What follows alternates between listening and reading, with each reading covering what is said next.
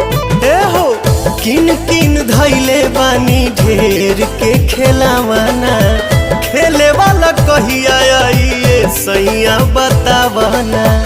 आज कन्फर्म कर राजा जी बनू हो, हरदम जे रहब बंगलो ना होई बुलार कोर राजा जी। हरदम जे रहब बंगलो ना होई बुलार कोर राजा जी।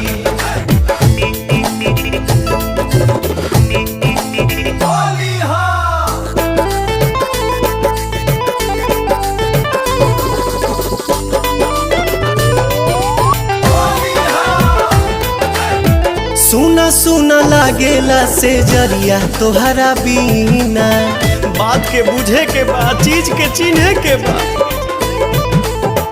सुना सुना लागेला से जरिया